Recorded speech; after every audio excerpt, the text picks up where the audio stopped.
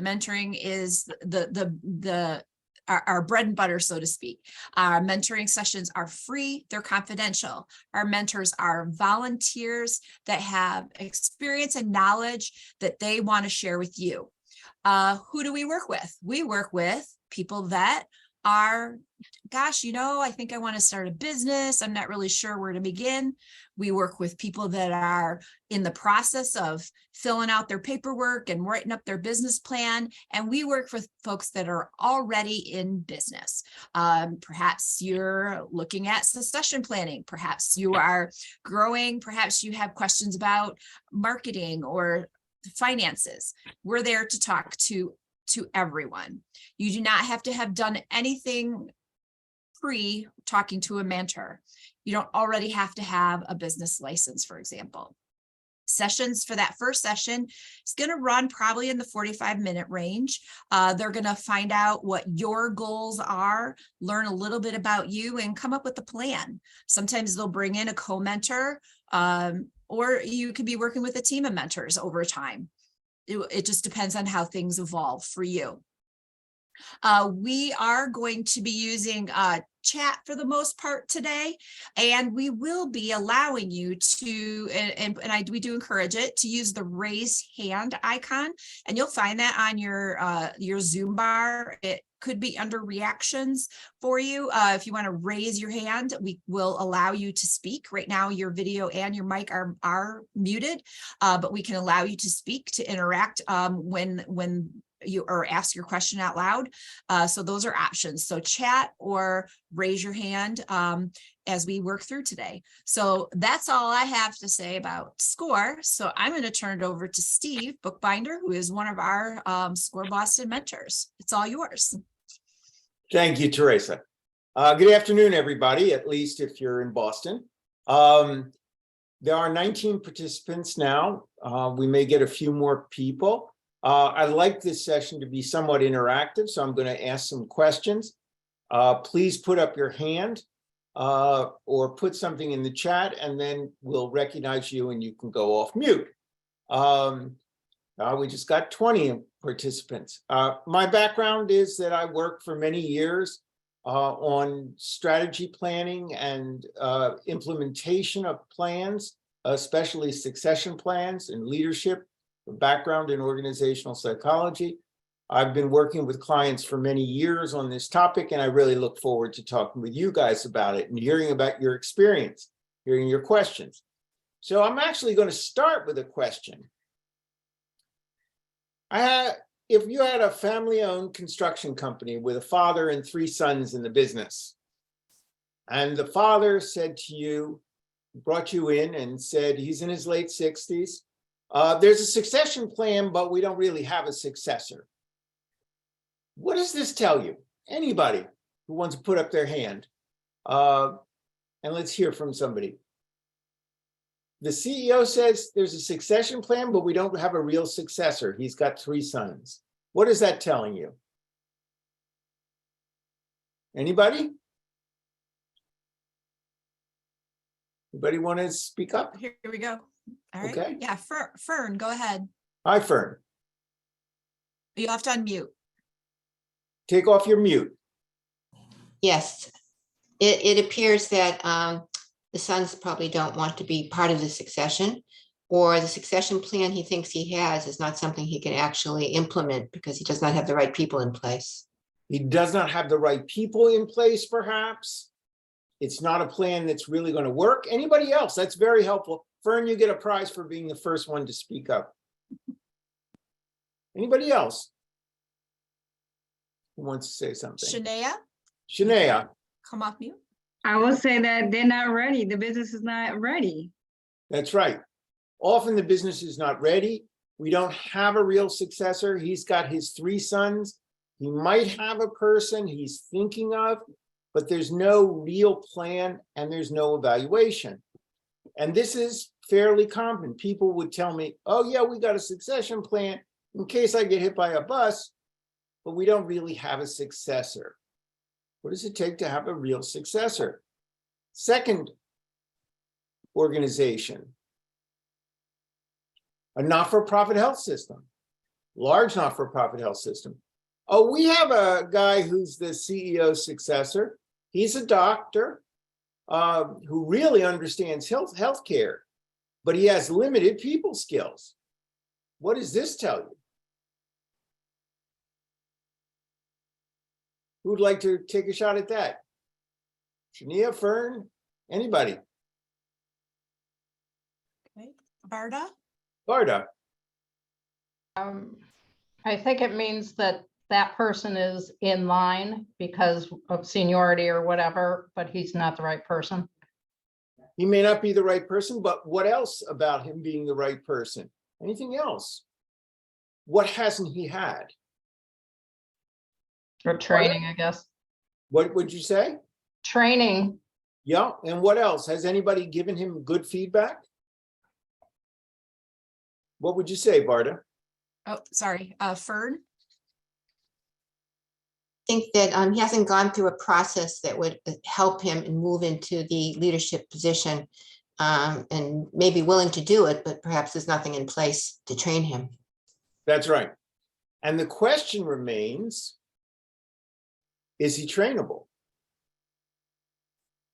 So the first two examples that I see quite a bit, the first one in family-owned companies, people say, well, yeah, if I got hit by a bus, the CFO would take over until my sons are ready.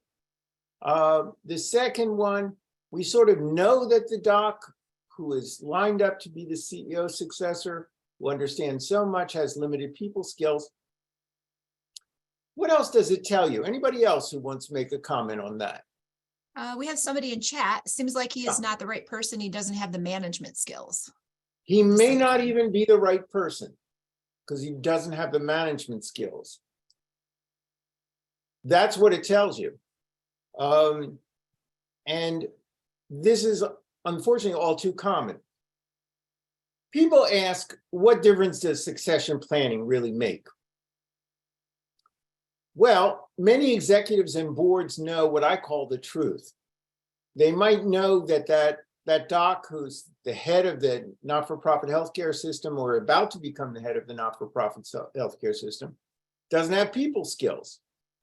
And that means that when we look at all the data, the rate of failure and movement is higher than ever for the top positions in all types of organizations. Whether you're talking about small growth-oriented organizations where there's a guy or a woman with the basic idea for growing this business, or a large public institution or private not-for-profit, or family-controlled, where there are lots of issues around the family issues. The irony is that in harder times, and we are in harder times, there is even less focus on succession because somebody says we've just got to really think about what goes on. So you have an enormous company, even like Tesla, that's in the news all the time, where you have a CEO who is, we can talk about his characteristics, but he clearly is not focused on succession in his own company as such. So there's even less focus sometimes now.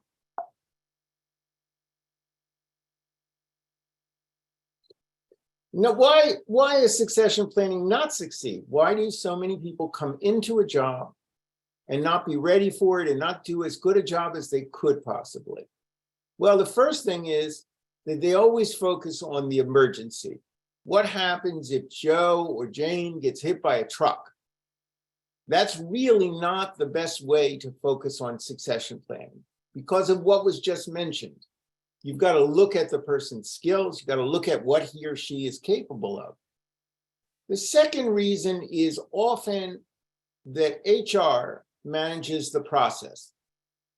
They sort of keep a record or a database if you have an HR function, if you don't have an HR function.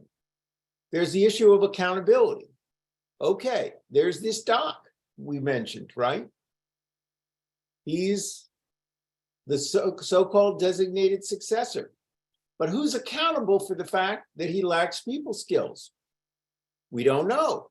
Does HR sort of tell him that he lacks people skills and he's got to get them? Or who's accountable? The same thing in the family-owned company. In that family-owned construction company that I worked with, there were 3 sons. All of them thought that they were the most likely successor.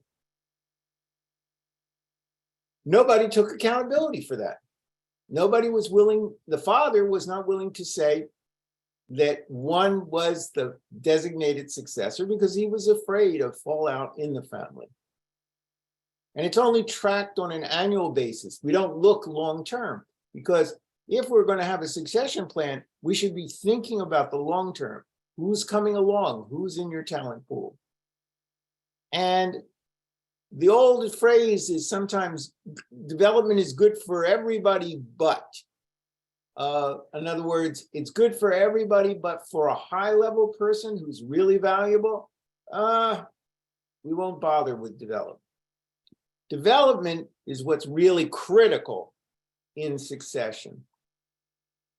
If an executive is really inept, then we sometimes get him a coach. But the coach, who's an outsider, is the one who gives feedback. It's really important that somebody internally is able to do that as well. So I've just mentioned some of the issues that are reasons for failure and why it makes a difference. Anybody have some reactions to the question of the reasons for failure or what they've seen in their own companies? Anyone else?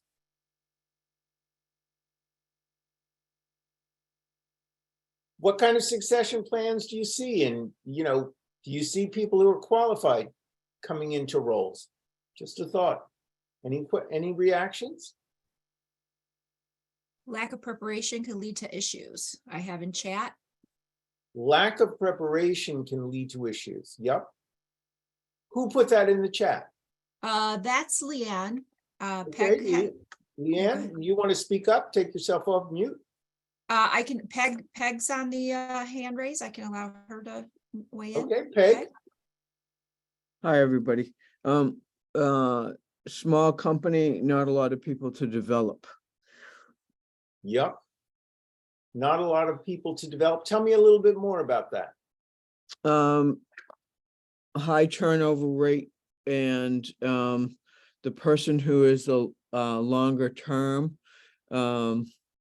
may not be suitable to develop. So it's wondering if there's going to be succession. That's where I'm at. Yeah. Whether there even will be a succession plan. Exactly. Yeah, small companies really have this dilemma. Anybody else? I really appreciate the comments from everybody. Yeah, I have some in chat. I have Deborah, small business owners, no time and won't look at own mortality. I have owners many times don't have trust and are satisfied if the business succeeds while they're alive. And then I have another comment, as well as neglecting legal protection for the business. So we have a couple different comments there. Yeah. Why doesn't somebody go off? Let's take the first comment, which was which, if you could repeat again. Small business owners, no time and won't look at own mortality. Okay. Who said that? And maybe you'll speak up a little bit. That was Deborah. If she wants to raise her hand, I can know. Deborah, you want to unmute? Well, she can't unmute directly. She'll have to ask to. Okay, there we go. All right, there she goes. Deborah, tell me about the company. Tell me about what you're thinking. You'll have to hit unmute now. Okay, I'm a SCORE mentor. I've been a mentor for just over 7 years in Rhode Island. And I'm very happy to be here today because I find this is one of the things that is very difficult to get small business owners to even think about. Number one, they just don't have time. That's what the response that I get frequently. Number two, they don't want to face their own mortality, that one day they won't be in charge of this company for a number of reasons. I'm also an attorney. So what I say to them is, you may become incapacitated. Never mind getting hit by a truck. You may just not be able to come to work. So I'm very interested in learning from you how to approach someone with the facts as to why they really need to think about having someone in place should they either become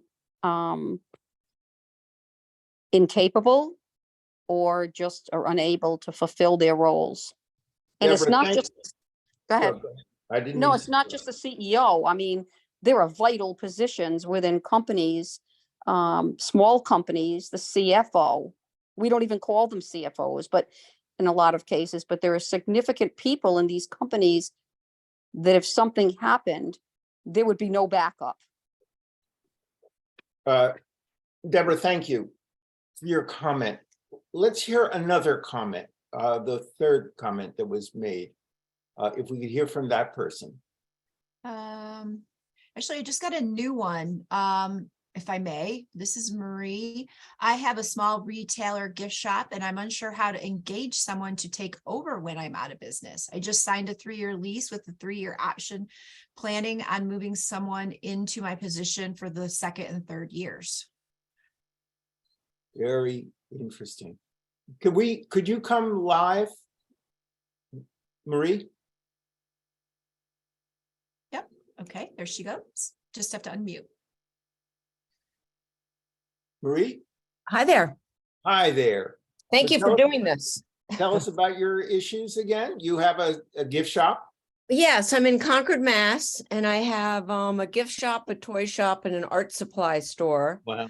I was in business with my sister for 28 years, and she needed to retire due to health issues, and we had no succession plan there, so I just sort of bowed out. And then 2 years later, I had the opportunity to open a new store, and now I am 68, and I've just signed a 3-year lease with an option for 3 years. And I have several good employees, but I'm not sure how to go about figuring out which one would be good as the succession. So I would like to own the shop, but have them be the general manager and have a piece of the take. Gotcha. This is a very common phenomenon, which is the transition plan, Right. right, Marie? Yep. So we're going to actually deal in subsequent slides with this question of how do you work with good employees? I think what was mentioned earlier by Deborah as well is you have to identify who the significant employees are and what you want them to be doing. You're at least aware of your own mortality. Your sister's situation, Marie, relates to some extent to what Deborah was talking about. How do we think about these things in a non-crisis mode? It's why succession is not short-term, it's long-term. Nobody becomes the successor overnight. And it does require real work. The question of too busy is always there. It's always there. I don't care if it's a big company or a small company. I have actually put in systems with companies that have 15,000 employees, and I've had CEOs put off the annual review for 6 months. Not because they were in any dire straits, they were just too busy. And then we had situations where we had an opening and we had to immediately fill it. So these dilemmas are real. The transition, what do you do? The basic question of, how do we sort of look at these things? A company or a division really focuses on setting objectives and achieving them. It's about talent management because you have a certain number of people who are talented. Marie has some talented people, but not replacement planning. It's not just if somebody gets hit by a car. And it's so hard to get people out of that mindset. Talent management means you've really got to do development. The other thing it means is that you as the CEO has to be committed. He has to, or she has to, like Marie, lead by example. There has to be mentoring in your organization. Again, a term that's used and abused at times. And there has to be a commitment to getting ready now, not next year, okay? Because again, this is something that is put off over and over again. And if things fail, what people do is, especially in large companies, is they turn to recruiters. And even in small companies, they turn to recruiters. But the success rate of grow versus buy talent, and I think you probably understand what I mean by that. In other words, you can either grow your talent, the people you have, or you can go out and look for somebody, for example, in Marie's case, who has retail experience and buy the talent. But the success, the data shows, the success of buying talent is actually not nearly as high as if you do good growth work. If you buy, you still have the issue of onboarding and coaching for the new person. And it does become more complicated. It's just like an autoimmune system in our bodies. You introduce something new into the immune system, there's a certain level of rejection. And that's also a problem. There's also a dilemma, which we call the successor's dilemma. It's when somebody has done a great job. I've actually seen this in not-for-profits. I've seen this in organizations like churches or synagogues. You had a great leader, the great minister. And then all of a sudden, the next guy or next woman comes in, and everyone just compares that person to that person. And it becomes a dilemma. It's almost as if you have a successful person and then you bring in the next person, that person has the burden and often fails because he or she is not the same as this person. What's interesting about the successor's dilemma is that often the organization needs a different kind of leader, but the organization is not ready for that different kind of leader. And that's why the person who comes in and is the successor is going to have a difficult time establishing themselves. It's not uncommon in public companies. CBS was the most famous one. It had a legendary leader, and they had 4 people that came after him. Each time people would get compared to him, and he wouldn't be able to succeed. So if you buy versus grow your own talent, you better do a very good job of onboarding and coaching. Any reactions to this about the success rate of outsiders or what's really needed to really grow somebody? Any comments from people? Because you've had great comments so far. Okay. Underlying inaccurate assumptions. First of all, there's an inaccurate sort of assumption that there are limited opportunities to really do this. It's not limited. You just have to be committed to it, and you have to start the process. The second thing is that desired competencies are constant over time. There could be a construction company, for example, where the original people were great at building roads. But what becomes more and more critical is your ability to get government contracts. So desired competencies are not constant over time. They change. Marie, I might ask you for a second to come back online. When you think about your own succession process, are you looking for somebody just like you or somebody who's going to be different? I just put in the chat that I think it would have to be someone who was already working there just due to the way that we deal with our customers. But I always think that sometimes change can be good. So I would like a successor that would bring in new ideas and move it around so it wasn't exactly the same. Well, that's a great way to put it. You want to grow the person, but you want to make sure that this person does something different to grow the business in the future. Right.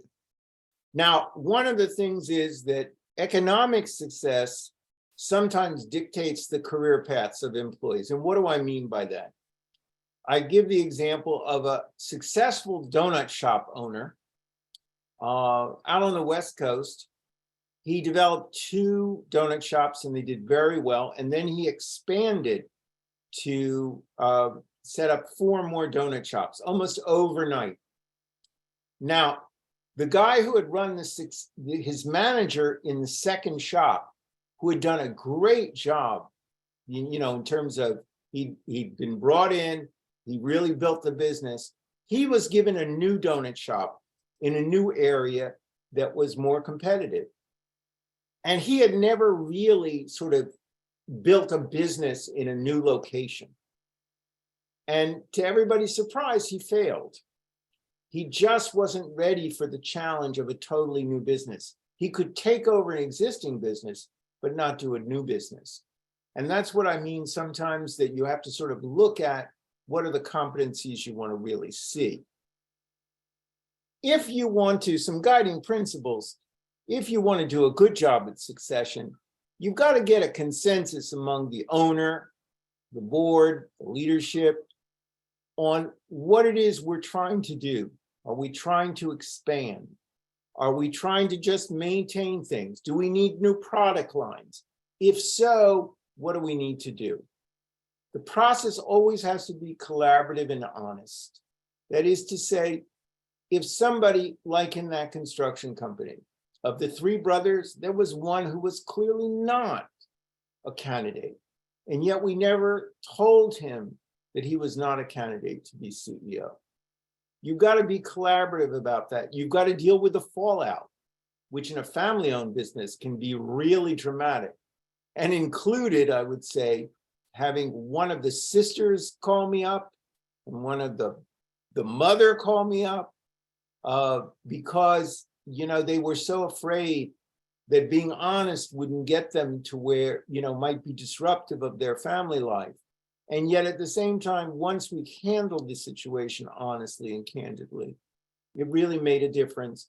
And we found a position that matched the competencies for the 3rd son. You've got to assure a key pool of talent, not just one person, but just as was being said, you've got to look at what Deborah said, all the people. You've got to look at the CFO. You've got to look at the person who's running operations. Even if it's a small organization, you've got to be committed to doing that. And that means understanding the competencies, the needs, and the career expectations of the incumbents. What are the knowledge, skills, and behaviors required for a position?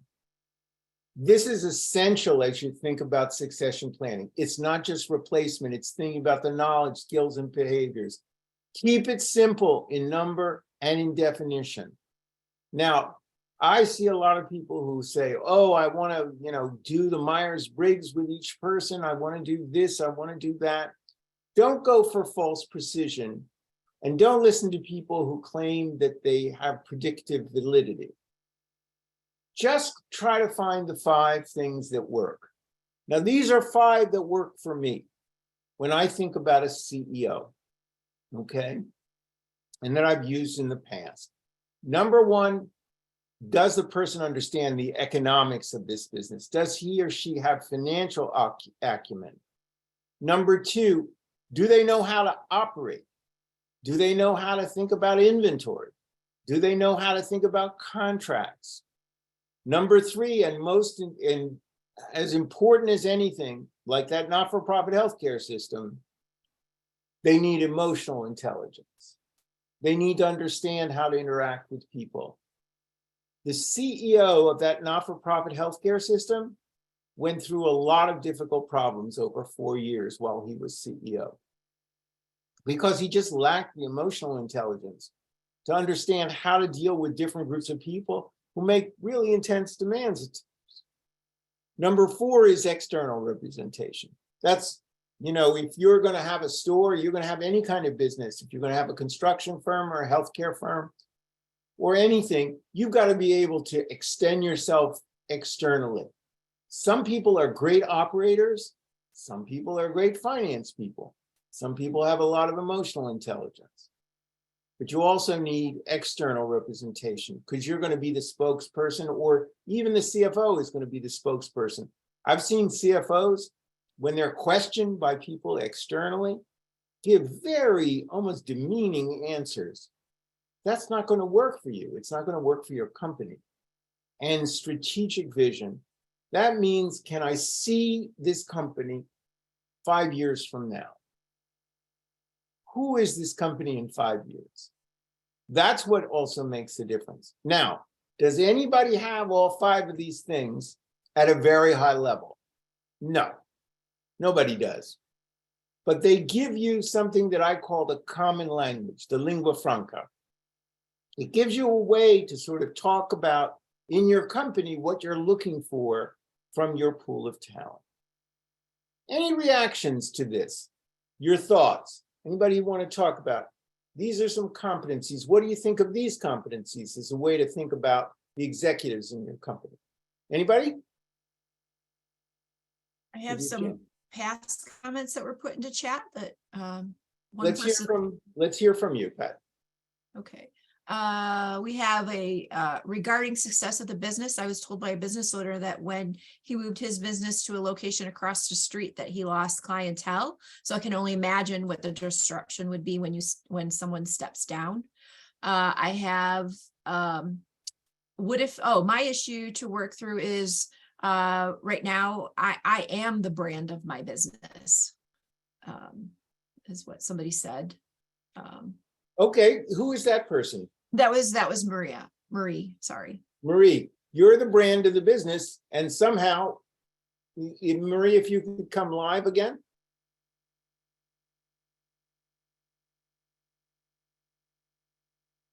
Hello again. Marie, thanks for coming on again. You're the brand of the business, right? You're the person that everybody in the community knows, right? Yes, I'm president of the chamber and I've been in the town for 39 years. So lots of, like today when I'm not there, people will come in looking for me to help them and then they leave if I'm not there. Guess what? You're going to have a real successor's dilemma, right? Can you Yeah. identify with that? Right, that's what I was saying. That's my issue. So, what is your issue? What do you have to do? Well, what I've done is I've raised the profile of the woman that I'm hoping will be, and I've talked to her about being the successor, taking over my role, and slowly in the next 3 years, having her taking on more and becoming more of the brand of the shop. That's right. And that's hard. Why is that hard? Well, she feels like she just wants to step into my shoes, but I want her to become her own brand. Okay. You don't want her to step into your shoes. But the other problem of what makes it hard is that those customers who come in are not going to instantly recognize her as the brand, right? Right. They're She still needs going to be cultivate her own group. They're going to be asking for you when you're 92, right? Yeah, that feels like last week, but yeah.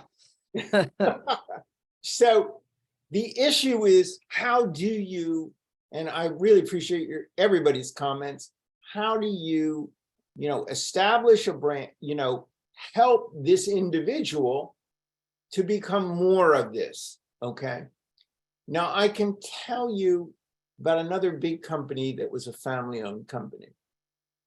And it was a son who was going to eventually become the CEO. The present CEO was going to become the chairman.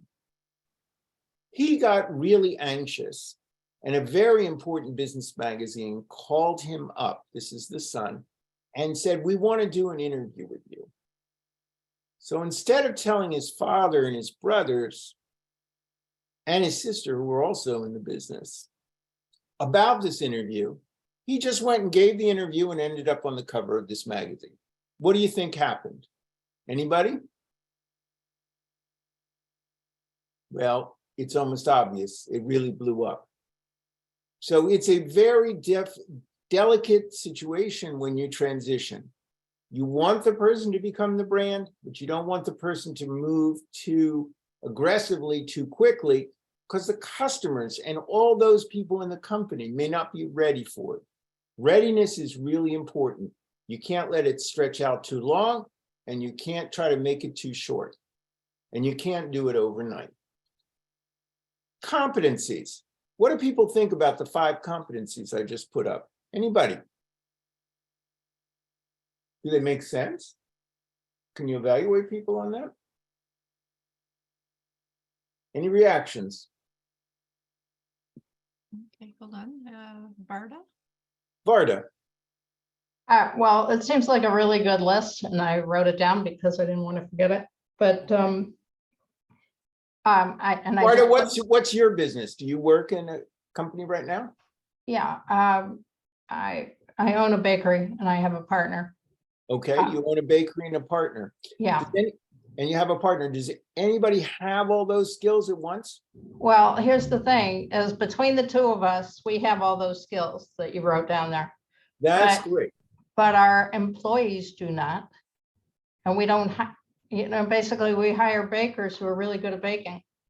Or we Okay. hire people who are, delivery people or whatever, who can pack up the bread and move it around. And we hire somebody to be in the store and so forth. So we have people and we hire them for the specific skills of the job, but not one of them has that list of anything close to that list because we don't hire them for that. So, That's right. So they're not successors in your system.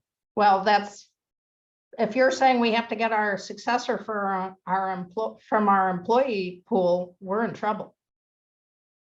So, That's an interesting set of issues. Now, I'm not going to ask you your age, but eventually you and your partner want to retire, right? certainly we do. Yes. Okay, and you want to transfer the business. So it may be that you have to buy talent. Right. Okay. It may be that you have to bring somebody in. And then the question is, what would be the development plan for that person? Now, it may not be this week, and it may be, there's another point that you made that's very interesting. When you have 2 leaders Yeah. who can work together very well, their skills can be complementary. Like you can be very good at certain things and your colleague can be good at other things, right? Yes. I'm assuming you're the person with the emotional intelligence, right? I'm just making that as a joke. I think my partner would be outraged. to hear that. Okay, so again, complementary skills are important, but you have a situation long-term. I mean, again, I'm not going to ask you your age. It may work fine for now, but if you identify one of those bakers who has potential, then what do you do for them? How do you help them to stay? I know a young woman who's a very talented baker who worked for a company and set up really probably the most effective bakery shop in one of the most effective in LA. And she always felt that the owners never took her seriously. Even though she had a bachelor's degree and a lot of skills, they kept promising her that she would go somewhere. And they said, oh God, you've transformed this place. You've made it really, it was just a kind of a lunch place and they've made it a wonderful bakery. But we've also got to recognize that people have different ambitions, and how do we tap into those ambitions if we don't want to lose our best baker, right? So the bottom line is it's really a process. It's about risk management. What do I mean by that? All investments in people have the potential for success or failure. And you've got to look at your own strategy. Sometimes when you take a risk on a certain person, they may not succeed. And you can't then give up on the succession process. You have to go back and figure out what you're going to do. It should be based on what your business strategy is and what you're trying to do. Now, I'll have people say, I looked up succession planning and I saw that GE was the model for it. Well, GE was the model for it 25 years ago. GE is now a company completely split up. So don't look for just models. Think about what the principles are and measure your return. Like in the case of what was mentioned about Marie, if I designate this person as the successor, How much do I have to invest in her? And what am I getting out of this? Is she really turning out to be a leader that grows our business in different ways? And most importantly, don't plan for the short term. What does leadership require at your company? How does the company currently invest in talent? How cohesive is the leadership team? The bakery we just mentioned, there are two people who are fairly cohesive and they're complementary. And that's fine, as long as they both recognize that. The question comes up though, can there be co-CEOs? And I guess I bring you back, Barta, you're the bakery person, right? Yeah, Berta's the bakery person. Can you come back on?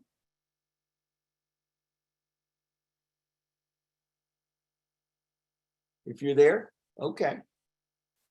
Barta, Yes. are you cohesive as a leadership team?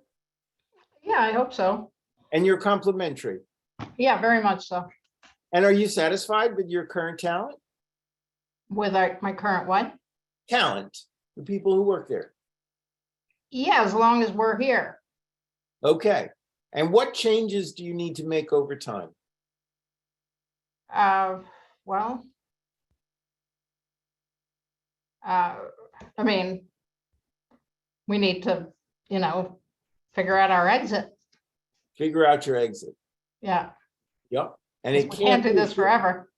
That's right. And it can't be a short-term decision, right? Right, You can't reach like, okay, in a year or two and you suddenly decide. So that's the change you need to make. You need to be thinking about this now. right. Not everybody needs extensive succession planning, but the leadership team has to be cohesive. Who is the CEO? Or are you equal partners? Well, it is a partnership. So, I mean, That's- structurally, it's a partnership. So, Which is excellent. yeah, But not many partnerships sometimes have issues too, especially when you go to look at the successor. right. Thank you, Varda.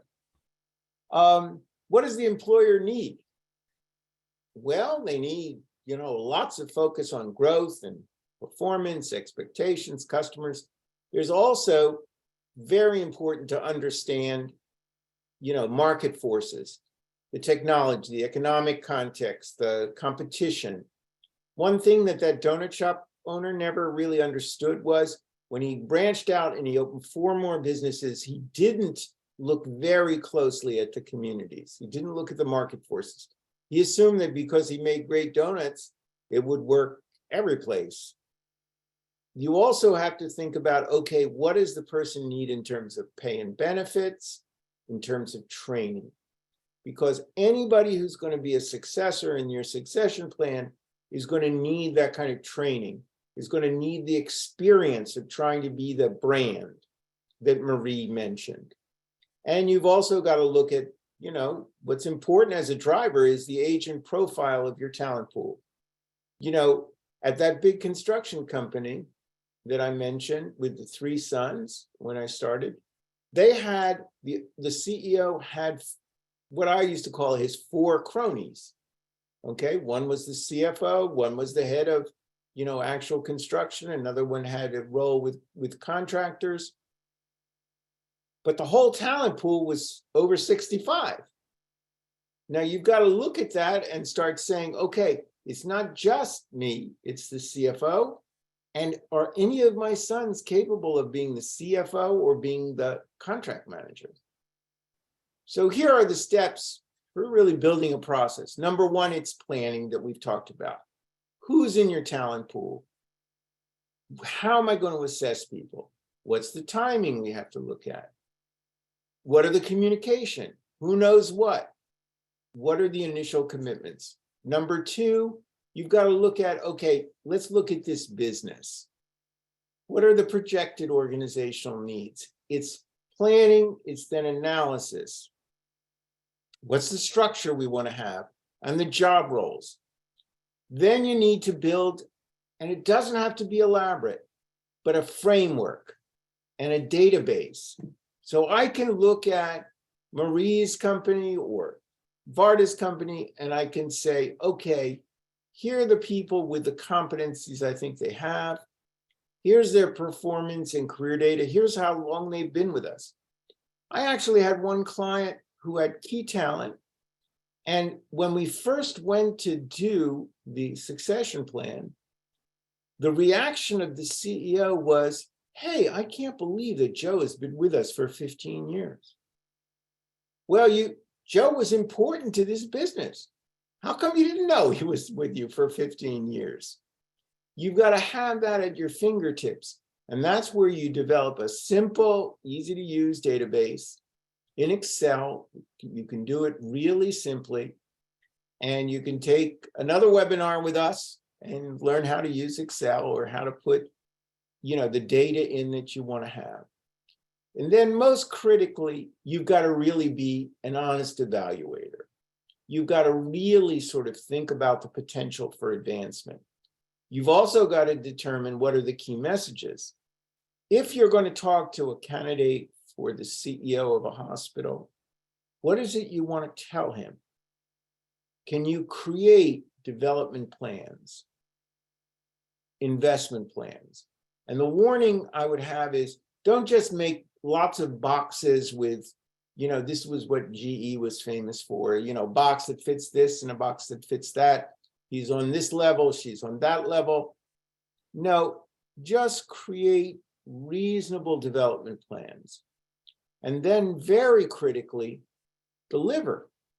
If you say you're going to help somebody develop, make sure you do that and get some concise, meaningful summary documents.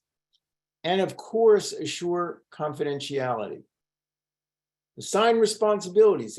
If Marie doesn't want to be the person who helps this person develop herself as a brand, who can help her? Who can help her to learn more about selling?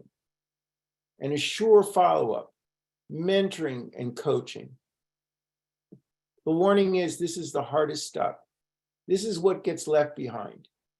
I often, especially with somewhat bigger companies, come in and, they've got all this data and they've got the database, or even a small company will have a database. And then you'll say, well, what kind of mentoring and coaching is going on here?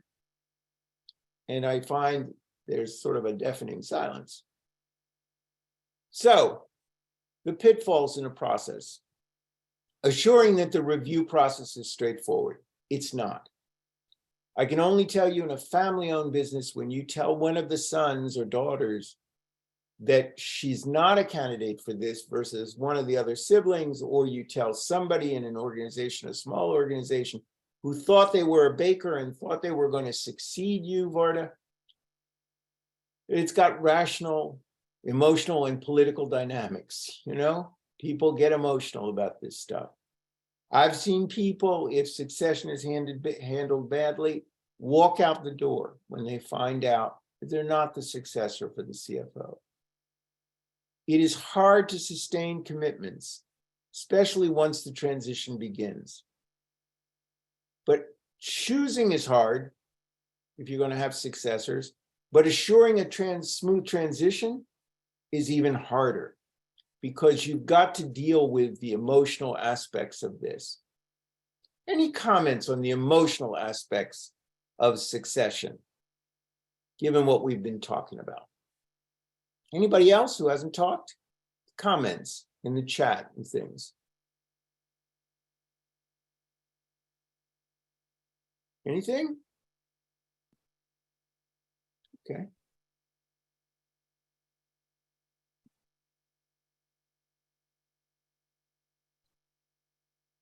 Any other thoughts? Pitfalls in the process. Timing. If you ignore evidence that a change in leadership is required. I mean, I've seen so many companies where someone's had a CFO in the same position for 30 years, and he or she is just not the right person for the time. The pitfalls are especially the CEO and the COO and partnerships and other things. The other thing that you have to watch out is what's called the high post. That means I know of one company that used to talk about these were the high potentials. Now, if you get designated as a high potential, you feel great. But what about the person who's not designated as a high potential? I knew one company that had a small group of people they called the BBs. They were the best and the brightest. Can you imagine what that made the rest of people feel like? And they kept it secret. So I knew I was a BB, but you didn't know you didn't even know who the BBs were. And it created a lot of confusion. Why on earth they would bring 8 people in this case, take them out to dinner, call them the future of the company and the best and the brightest, and not think about the implications for others as well. And what's also interesting is that every company needs some what we call B players. Just as Varda suggested, you need people who can work on the trucks, bake, do certain kinds of things. They're not going to be the CEO, but you don't want to make them feel badly. You want them to feel like they're really part of the company, that they're vital to the company. And those are called the B players, and they're just as critical. So you don't want to create BBs, and you want to make sure that the real B players feel like they have a role. You want to really manage this communication process. And there are lots of assessment tools. We don't have time to talk about them today. One of them is called the Myers-Briggs. It gives you a reading. Sometimes, you'll see it as an ENTJ, and that's supposedly an ideal leader. I would definitely stay away from these things if you're a small business. You have to do this assessment systematically. And when people get labeled, that's when they stop thinking, the company also retreats behind the label and doesn't really work on things. Pitfalls in the process, special issues in family-owned or family-controlled businesses. There's the tests of a prince. That is to say, if you're going to make one of your sons or daughters the heir apparent, you have to really honestly see if he or she is capable of it.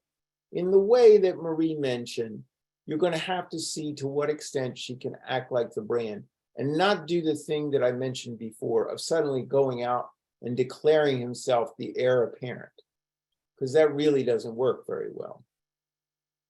There's also the issue of emotional intelligence.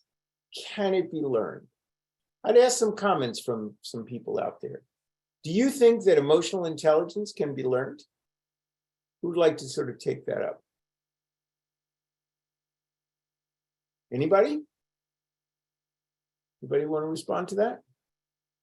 That is my concern and no. Okay, who is that? That was Marie. Okay. Can it be learned? And a no from Marie. I would say that there's at least some work that claims that people can be more attuned, that it's difficult to do, but they can learn to do some of that. And I would not shy away from helping people to become more emotionally intelligent. That doesn't mean that their personality isn't set much younger in their life, that they're reactive, but you can help a person who is reactive to become less reactive. So there is some evidence that you can help people over time, not overnight, to be more emotionally intelligent. Surviving a new CEO. You've got to make sure that the new CEO does not come in like gangbusters. It's almost a joke what Elon Musk did at Twitter. And, he comes in the first day to Twitter with a sink because he's going to let everything sink in, he says. And he fires a lot of people. Now, the jury is out. He might in fact succeed with Twitter. Nobody really knows. But at least his initial steps in terms of firing practically everybody at the top and saying they were untalented is not a good way to start. Let the focus be on candor and development, and don't let it slip away, okay? Because what can happen is you just basically get busy and you say, I just don't have time to do this. And you let the focus on being honest and on development, which is really important, slip away. So, is your business ready? That's what we started with. What I'd like to sort of sum up with is succession planning is deceptively easy. You know, people will say to me, oh, I can identify the replacements, or if I want to leave, I can do this. No, good succession planning is about honest evaluation, about thinking about it in the way Marie talked about it over the next several years, helping one person to develop or another person to develop, to think about that person as the brand or whatever you want to accomplish, the goals. It does not have to be complex, but it does require a process and taking risks on talented people. And so what I'd urge you, and I hope that this seminar has been helpful, is to do it right. And I hope I've given you some clues as to doing it right. So I'd like some reactions or comments on whether this has been relevant to some of you. Any reactions or comments? We've heard from Marie and Varda. Let's hear from some other folks. Do you want to open up, allow anyone to come in Yeah. to talk now? Yeah, so anyone interested in being a part of the discussion at this point, if you want to do the raise hand, I will allow you to talk, and we can go ahead and bring in multiple people for conversation. All right. Any other thoughts about what? Yeah, you just go ahead and hit on unmute. Peg, what's your business, Peg? I have a small landscaping business that focuses on perennial landscaping. I've been doing it for 30 years. I've had a succession of different employees. I have had family people. I've tried 3 different times to develop successors. This is my last best chance given my age. So I am in the process of getting help with a coach with the person that is now the potential successor. I think what's been helpful for this is laying out what are the particular skills. That was very helpful. And the focus for me on, I mean, you asking, does this person have all of these skills, or do you have all of these skills? It's like, well, no, but how can I help them develop? If I can focus on the development part and not just assessing that they don't have it now, I think that I'll be less stressed. That's great. Thank you. Yeah. Some other reactions. That's very helpful. I mean, it's a process and you're engaging in it. You look for a coach. Anybody else? Deborah, you've spoken, but some of the people who haven't spoken. Anybody else? And then we'll come back to Deborah for a second. Anybody else? Okay, Deborah, why don't you give us your thoughts? I just would like to give one point of a company that I'm working with right now. It's a gym equipment repair company, 38 years in business. The husband has passed away. The wife has left the business, and there were private conversations between the wife and husband about a lead person taking over the top spot. They've been working on it for years. The wife of the lead person had no idea, and she terribly objects. So the individual that they were developing for more than 8 years is now unable to step in that role. So I guess the moral of that story is you have to discuss it with people, and they have to be willing to discuss it with whoever is critical in their lives, because it was a total blindside remark that the wife said, no, my husband cannot take on this role. And now we're in the process of putting together an exit strategy and selling the business. So that's just, I guess you've covered the communications quite a bit, and I think that's critical. And you know, Deborah, I thank you for your comments. And that second bullet, Good succession planning is about honest evaluation and development and involving the critical players. And if you don't, that's a pitfall. Thank you. Marie, you had a final comment? I did it, and it's kind of in response to what Deb said, in that my team at the store, I have 6 women total that work with me. And I have been very honest in that Elizabeth is the one that is being groomed to take over, because most of them are part-time and she and another woman are full-time. And that way they are also helping with this process in 3 years of, you know, someone taking over the store and me stepping back and doing it more from further away and not as often. And so everyone is on the same team, and it really has been helpful. Good. Was this helpful, this discussion today? Oh, very. Okay. Well, it's 4 o'clock and we're scheduled to go for about an hour. I thank everyone for your contributions. If there's anybody who hasn't spoken who wants to add a comment at the end, I'm glad to hear it. Anybody else? I do have a chat that just came through. I can Okay. read. But okay, this class, but more importantly, C19 proved to me that number 1, I couldn't manage alone anymore. Number 2, I am more people oriented rather than business minded.